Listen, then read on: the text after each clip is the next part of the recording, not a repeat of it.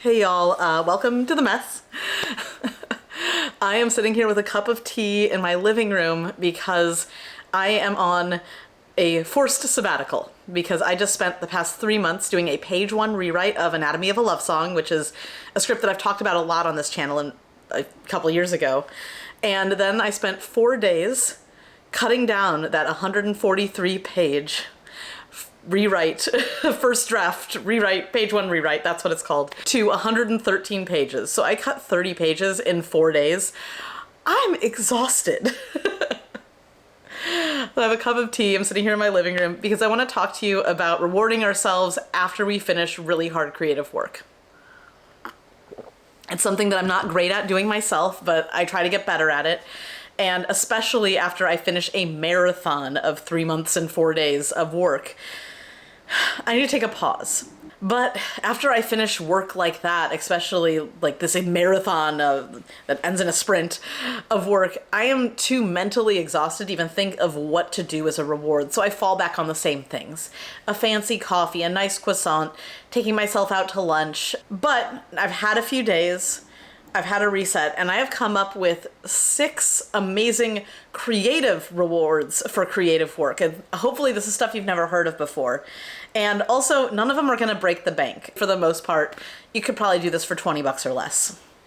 So I have a list here because I'm, again, mentally, brain not fully there. But we're gonna go through these.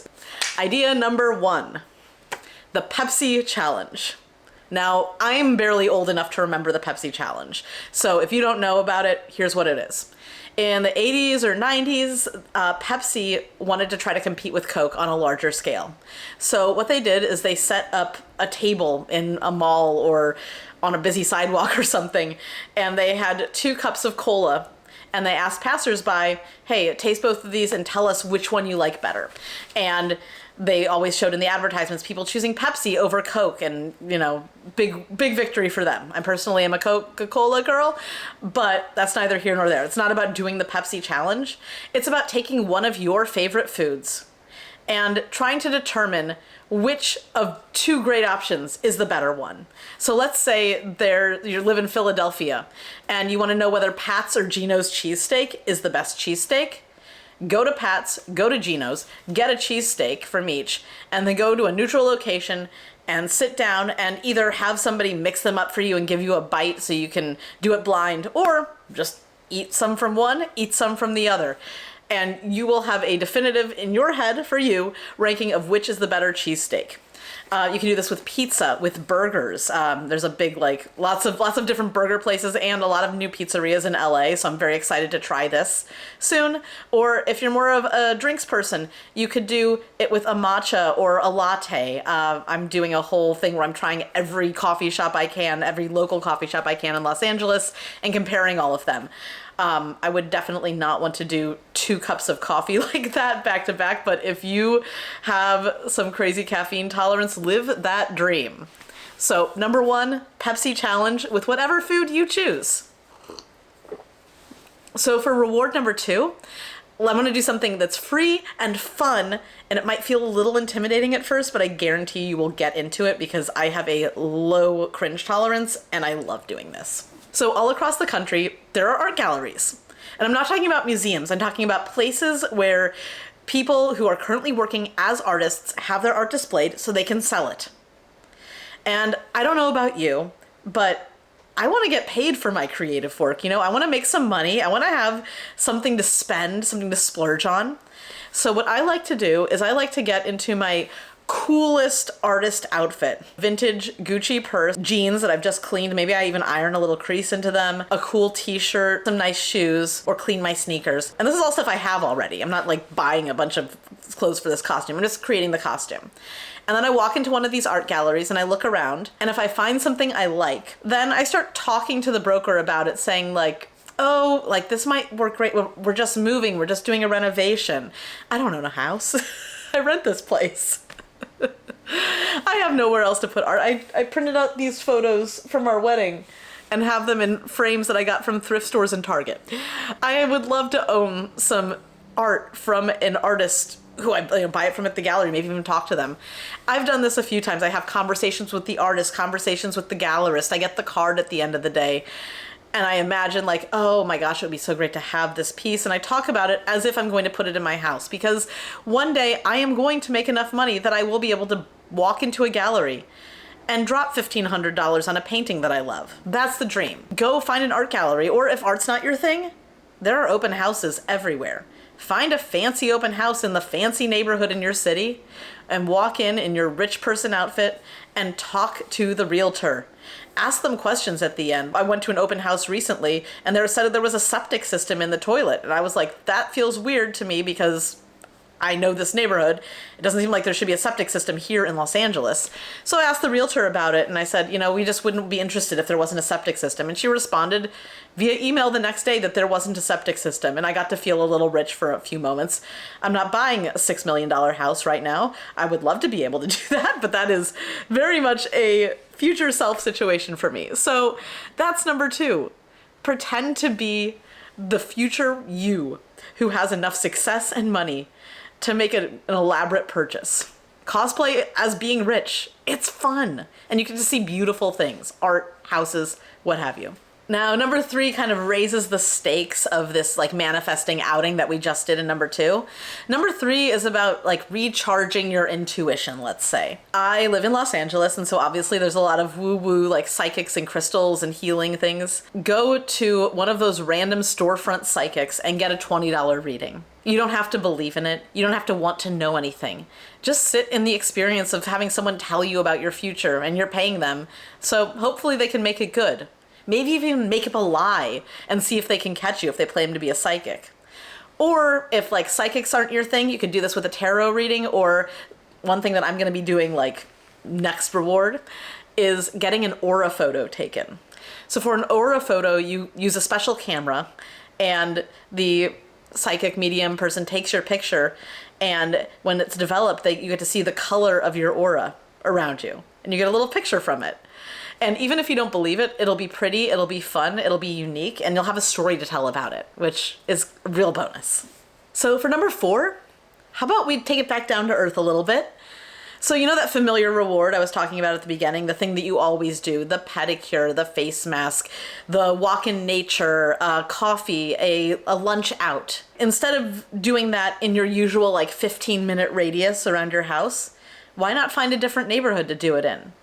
You could try a different lunch spot. For me, instead of taking a walk in the parks on Beverly Hills, there's like these really nice little parks with sculptures on Santa Monica. Why don't I just go down to the canals in Venice, like on the beach, not in Italy, though that would be great, but that more belongs in like the rich people thing. Anyway, go somewhere else to do the thing you usually do. It will be a reward. It'll feel refreshing because you know that it works for you.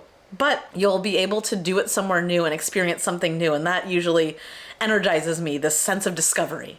But if having your familiar reward somewhere new isn't quite as exciting as you hoped, why not do what number 5 is, which is have a micro adventure. Maybe instead of doing the same thing somewhere else, maybe you do something different somewhere else. Like you pretend to be a tourist for the day and book an experience for yourself, like a walking tour on a TripAdvisor or Viator. Maybe find a small museum that you've never been to. Like there's a textile museum in LA. I'm sure there's cultural centers all over the place. When my husband and I went to Zion National Park last year, we found their little visitor center and museum all about the park and the native people who find the land sacred, and it was a really nice way to beat the heat for about 40 minutes, and then my daughter got a magnet. Or if you'd prefer for your adventure to just be a change of routine, what if you took off work on a Wednesday? One day where you didn't have to think about responsibility. Have breakfast in bed or not shower until 2 p.m. But you're doing it not on a weekend, but in the middle of the week when you know that nobody else has any reason to like bother you or give you any obligations because they're all working. Fools. So number 6.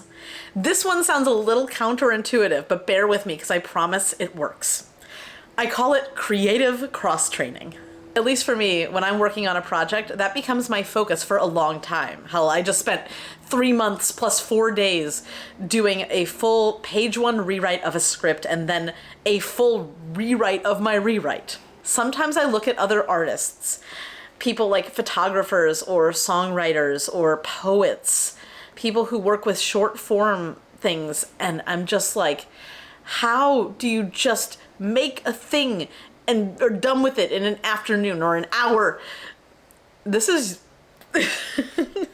now is your opportunity to step into their shoes and do one creative thing that's not the discipline you work in, but it happens within an afternoon. But you have something beautiful and exciting, and that's you, even if it's not beautiful or exciting, it's something that's yours, that you've created in just an afternoon, and it did not take your entire life for several months. The stakes aren't that high. Like when I'm writing, I'm thinking about maybe the house that I want to buy or the art I want to buy. If I'm going off doing a photography project, making a watercolor, I don't care what it looks like at the end of the day. I'm just the act of doing that makes it right. Now, you might not want to do some photography or painting or write a poem or a song, and that's fine, but you can still creative cross-train in other ways. Like, what if you went to a craft store and bought one of those little, like, cross-stitchy, knitty things? But the caveat is you have to buy it and do it right away. There's no waiting for the perfect moment. This is the perfect moment. Or if you're like me and love to cook, go find a cookbook from your local library or one of your collection, or buy a new cookbook if you want to, but we're talking about, keeping the price a little bit low here because we're not rich yet. Make a recipe. Make something ridiculous. Once I made croissant as my reward.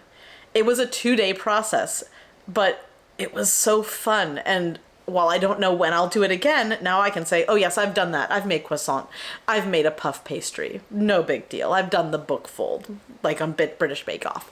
If you want something that's even less self-driven, because I know that I just completely have no executive capacity at a certain point after I finish a project, what if you find a trial class for something fun, creative, different that you never dream of doing? I once took a class on spinning, like record spinning, being a DJ, because there was a music store nearby that offered it.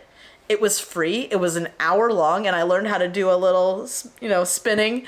And I even created a DJ name for myself. I will tell you later, maybe. But that was a really fun way to spend an evening. It was an hour. It cost me nothing. And I got to let loose, laugh, have fun, and not worry so much about the result. It was just about being in the moment and creating something, making music for a few minutes. So those are 6 creative rewards for creative work, things that don't cost a lot and that you can't find on any random listicle that keeps telling you to use a face mask, because honestly, that does not relax me. It just makes me feel weird and sticky. So let me know in the comments what you like to do to reward yourself after some hard-earned creative work, or if you're trying one of these suggestions, let me know how it goes. I'd love to hear about it. Thank you all so much for watching, and I'll see you in the next one, which I guarantee is going to be a really special one. I have something exciting brewing, and I'm excited to make the announcement about it. Okay, bye. It was DJ Jeopardy.